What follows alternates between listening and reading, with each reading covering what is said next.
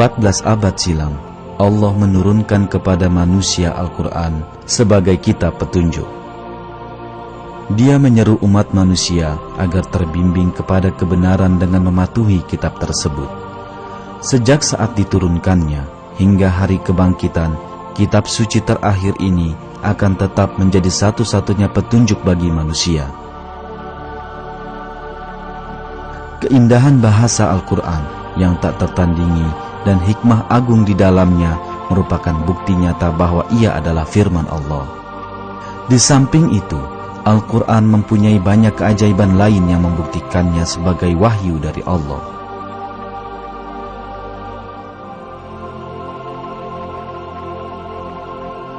Salah satu keajaiban ini adalah kenyataan bahwa sejumlah kebenaran ilmiah yang hanya mampu diungkap oleh teknologi abad ke-20 telah dinyatakan dalam Al-Quran 1400 tahun yang lalu. Tetapi, Al-Quran tentu saja bukanlah kitab ilmu pengetahuan. Namun, di dalam sejumlah ayatnya terdapat banyak fakta ilmiah yang dinyatakan secara sangat ringkas dan mendalam yang baru dapat ditemukan dengan teknologi abad ke-20.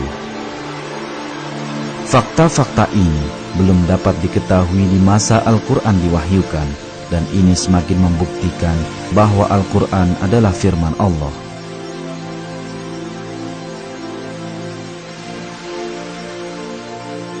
Untuk memahami keajaiban ilmiah Al-Quran, kita hendaknya melihat terlebih dahulu tingkat ilmu pengetahuan pada saat kitab suci ini diturunkan.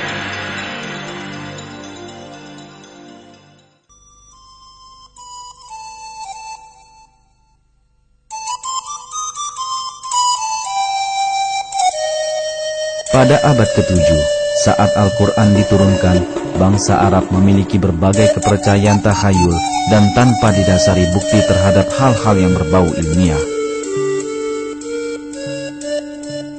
Ketiadaan teknologi untuk meneliti alam semesta menyebabkan bangsa Arab masa itu mempercayai legenda-legenda dari nenek moyang mereka.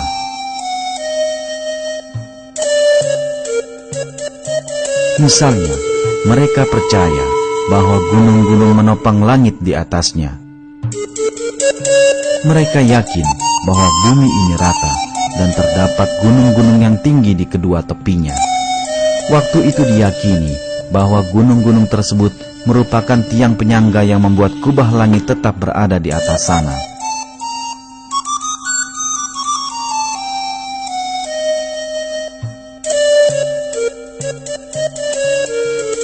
Namun demikian, segala kepercayaan takhayul bangsa Arab ini dihapus oleh Al-Quran.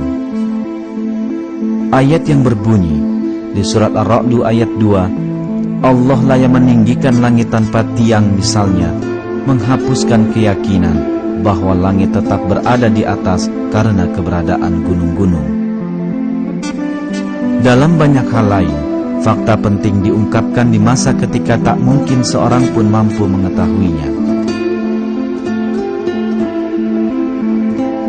Al-Quran yang diturunkan pada saat manusia mengetahui sedikit sekali tentang astronomi, fisika, atau biologi, berisi fakta-fakta kunci tentang beragam hal, seperti penciptaan alam semesta, penciptaan manusia, struktur atmosfer, dan keseimbangan sempurna yang memungkinkan adanya kehidupan di muka bumi.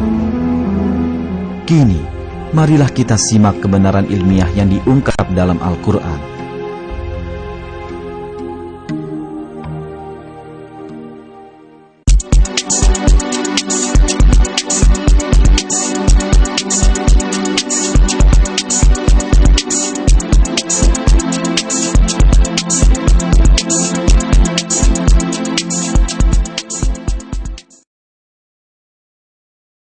Asal mula alam semesta digambarkan dalam Al-Quran pada ayat berikut.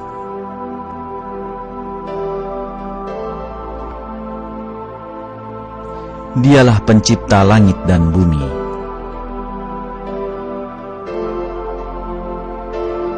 Keterangan yang diberikan Al-Quran ini bersesuaian penuh dengan penemuan ilmu pengetahuan masa kini. Kesimpulan yang didapat astrofisika saat ini adalah bahwa keseluruhan alam semesta beserta dimensi materi dan waktu muncul menjadi ada sebagai hasil dari suatu ledakan raksasa yang terjadi dalam sekejap. Peristiwa ini yang dikenal dengan Big Bang membentuk keseluruhan alam semesta sekitar 15 miliar tahun yang lalu. Jagat raya tercipta dari suatu ketiadaan sebagai hasil dari ledakan satu titik tunggal. Kalangan ilmuwan modern menyetujui bahwa Big Bang merupakan satu-satunya penjelasan masuk akal dan yang dapat dibuktikan mengenai asal mula alam semesta dan bagaimana alam semesta muncul menjadi ada. Sebelum Big Bang, tak ada yang disebut sebagai materi. Dari kondisi ketiadaan, di mana materi, energi, bahkan waktu belumlah ada, dan yang hanya mampu diartikan secara metafisik, terciptalah materi, energi, dan waktu. Fakta ini yang baru saja ditemukan ahli fisika modern diberitakan kepada kita dalam Al-Quran 1400 tahun yang lalu.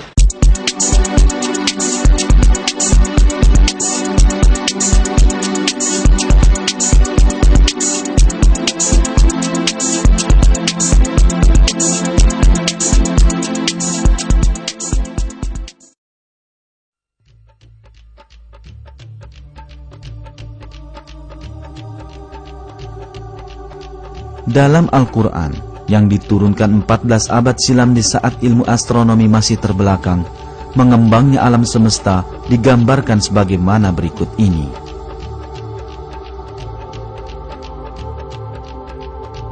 Dan langit itu kami bangun dengan kekuasaan kami, dan sesungguhnya kami benar-benar meluaskannya.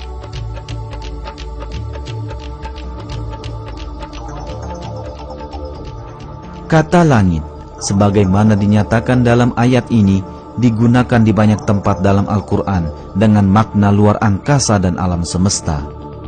Di sini sekali lagi, kata tersebut digunakan dengan arti ini. Dengan kata lain, dalam Al-Quran dikatakan bahwa alam semesta mengalami perluasan atau mengembang. Dan inilah kesimpulan yang dicapai ilmu pengetahuan masa kini. Hingga awal abad ke-20, satu-satunya pandangan yang umumnya diyakini di dunia ilmu pengetahuan adalah bahwa alam semesta bersifat tetap dan telah ada sejak dahulu kala tanpa permulaan. Namun, penelitian, pengamatan, dan perhitungan yang dilakukan dengan teknologi modern mengungkapkan bahwa alam semesta sesungguhnya memiliki permulaan dan ia terus-menerus mengembang. Pada awal abad ke-20, fisikawan Rusia Alexander Friedman dan ahli kosmologi Belgia Jos Lemaitre secara teoritis menghitung dan menemukan bahwa alam semesta senantiasa bergerak dan mengembang. Fakta ini dibuktikan juga dengan menggunakan data pengamatan pada tahun 1929. Ketika mengamati langit dengan teleskop, Edwin Hubble, seorang astronom Amerika, menemukan bahwa bintang-bintang dan galaksi terus bergerak saling menjauhi. Sebuah alam semesta di mana segala sesuatunya terus bergerak menjauhi satu sama lain berarti bahwa alam semesta tersebut terus-menerus mengembang. Pengamatan yang dilakukan di tahun-tahun berikutnya memperkokoh fakta bahwa alam semesta terus mengembang. Kenyataan ini diterangkan dalam Al-Quran pada saat tak seorang pun mengetahuinya. Ini dikarenakan Al-Quran adalah firman Allah, Sang Pencipta.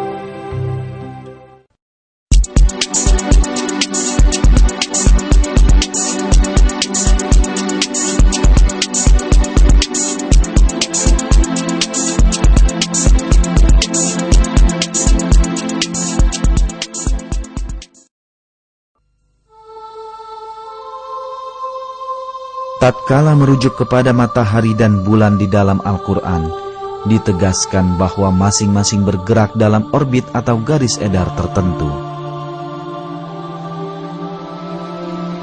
Dan dialah yang telah menciptakan malam dan siang, matahari dan bulan. Masing-masing dari keduanya itu beredar di dalam garis edarnya. Disebutkan pula dalam ayat yang lain bahwa matahari tidaklah diam, tetapi bergerak dalam garis edar tertentu.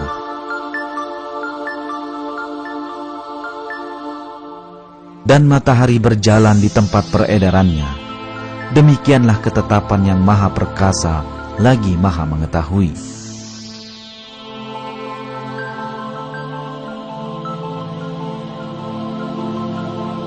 Fakta-fakta yang disampaikan dalam Al-Quran ini telah ditemukan melalui pengamatan astronomis di zaman kita. Menurut perhitungan para ahli astronomi, matahari bergerak dengan kecepatan luar biasa yang mencapai 720.000 km per jam ke arah bintang Vega dalam sebuah garis edar yang disebut solar apex. Ini berarti matahari bergerak sejauh kurang lebih 17.280.000 km dalam sehari. Bersama matahari, semua planet dan satelit dalam sistem gravitasi matahari juga berjalan menempuh jarak ini. Selanjutnya, semua bintang di alam semesta berada dalam suatu gerakan serupa yang terencana. Keseluruhan alam semesta yang dipenuhi oleh lintasan dan garis edar seperti ini dinyatakan dalam Al-Quran sebagai berikut. Demi langit yang mempunyai jalan-jalan.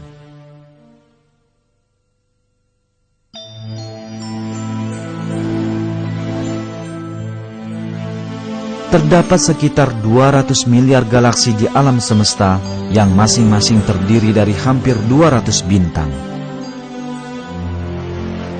Sebagian besar bintang-bintang ini mempunyai planet, dan sebagian besar planet-planet ini mempunyai bulan. Semua benda langit tersebut bergerak dalam garis peredaran yang diperhitungkan dengan sangat teliti. Selama jutaan tahun, masing-masing seolah berenang sepanjang garis edarnya dalam keserasian dan keteraturan yang sempurna bersama dengan yang lain. Selain itu, sejumlah komet juga bergerak bersama sepanjang garis edar yang ditetapkan baginya.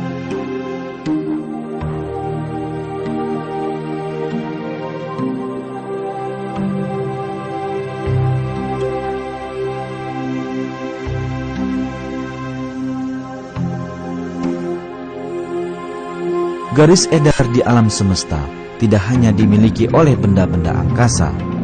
Galaksi-galaksi pun berjalan pada kecepatan luar biasa dalam suatu garis peredaran yang terhitung dan terencana. Selama pergerakan ini, tak satu pun dari benda-benda angkasa ini memotong lintasan yang lain atau bertabrakan dengan lainnya.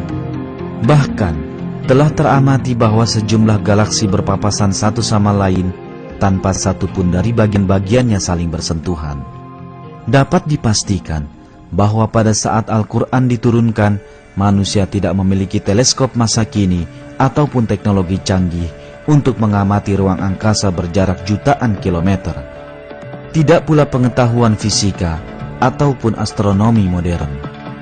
Karenanya, saat itu tidaklah mungkin untuk mengatakan secara ilmiah bahwa ruang angkasa dipenuhi lintasan dan garis edar sebagaimana dinyatakan dalam ayat tersebut. Akan tetapi, hal ini dinyatakan secara terbuka kepada kita dalam Al-Quran yang diturunkan pada saat itu.